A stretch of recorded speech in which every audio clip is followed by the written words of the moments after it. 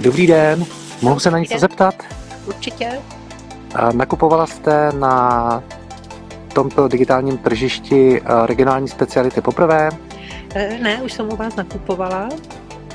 A jaký byl váš první dojem z tržiště? Můj první dojem byl velmi pozitivní. Okamžitě mě zaujalo, že tržiště se specializuje výhradně na lokální bio a certifikované potraviny od ověřených výrobců. Platforma působí důvěryhodně a je vidět, že klade důraz na kvalitu a transparentnost, což u jiných e-shopů často chybí. Co je pro vás nejdůležitější informace při nákupu lokálních potravin? Nejdůležitější je pro mě jistota, že potraviny jsou skutečně lokální bio nebo certifikované. Chci vědět, od kterého farmáře nebo výrobce produkt pochází, jaké má certifikace a že splňuje vysoké standardy kvality. Důležitá je pro mě i čerstvost a způsob zacházení s potravinami od výroby až po doručení. Jak vnímáte možnost vidět informace o přepravě a podmínkách doručení? Možnost sledovat informace o přepravě a podmínkách doručení hodnotím velmi pozitivně. Zejména u čerstvých bio potravin považuji přehled o teplotě a vlhkosti během přepravy za velmi významnou přidanou hodnotu oproti běžným e-shopům. Zvyšuje podle vás monitoring přepravy vaši důvěru v kvalitu potravin? Ano, určitě. Monitoring přepravy výrazně zvyšuje mou důvěru. Pokud mám jistotu, že byly po celou dobu dodrženy správné přepravní podmínky, věřím více tomu, že si produkty zachovaly svou kvalitu, čerstvost i certifikované vlastnosti. Prosím vás, jak se vám pracuje s regionálními speciality z pohledu výrobce? Spolupráci s tržištěm regionální speciality hodnotím velmi pozitivně. Platforma je přehledná a srozumitelná a celý proces nahrávání produktů i komunikace se zákazníky je jednoduchý. Oceňuji zejména profesionální přístup a jasná pravidla, která zohledňují specifika lokální bio a certifikované produkce. A v čem je pro vás přínosné propojení s koncovým zákazníkem?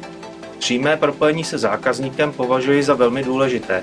Umožňuje nám lépe vysvětlit původ našich výrobků, způsob jejich výroby a hodnoty, které za nimi stojí.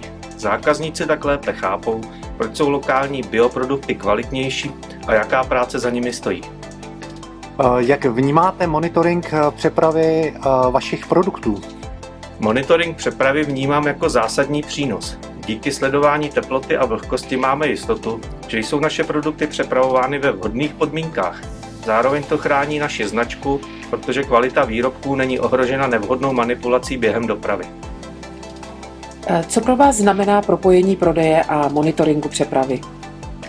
Propojení prodeje a monitoringu přepravy pro nás znamená výrazné zvýšení kontroly nad celým logistickým procesem. Máme přehled o tom, v jakých podmínkách jsou produkty skladovány, přepravovány, což je zásadní zejména u lokálních bio nebo místních certifikovaných potravin. A jak vám data ze senzorů pomáhají v praxi?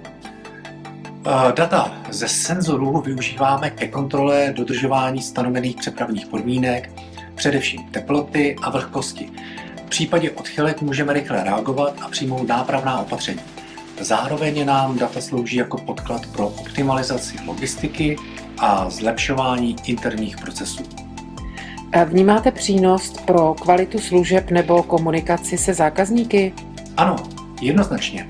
Díky dostupným datům můžeme zákazníkům transparentně doložit, že jejich objednávka byla přepravována v odpovídajících podmínkách. To zvyšuje důvěru zákazníka a usnadňuje komunikaci v případě dotazů nebo reklamací. Jaká byla vaše role v projektu Teros? Mým cílem bylo vytvořit digitální tržiště Teros tak, aby obsahovalo technologie pro ochranu proti zneužití ochranných značek a pro zajištění kvality dodávaných produktů.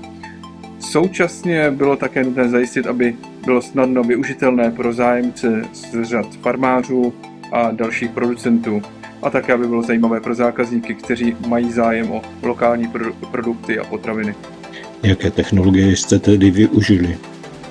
V rámci digitálního tržiště jsme ověřovali především technologie blockchainu, ověření původu výrobku a dále senzorové technologie pro sledování podmínek během přepravy zboží pro ověření kvality zboží. Blockchain vnímám jako nástroj ochrany, ne jako technologický experiment.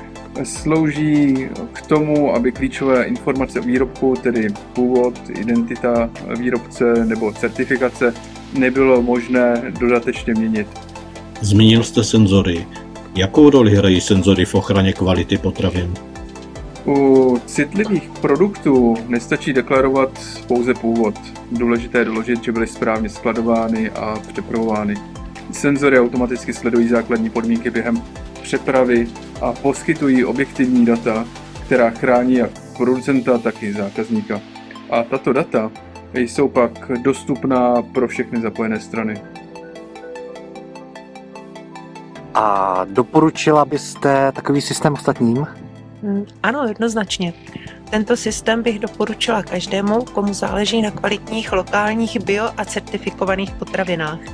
Kombinace ověřeného původu a jedinečné kontroly přepravních podmínek je podle mě něco, co na trhu chybí a co to tržiště jasně odlišuje od konkurence. Ano, tento systém bych doporučila i ostatním zákazníkům, kteří kladou důraz na kvalitu, původ a bezpečnost potravin.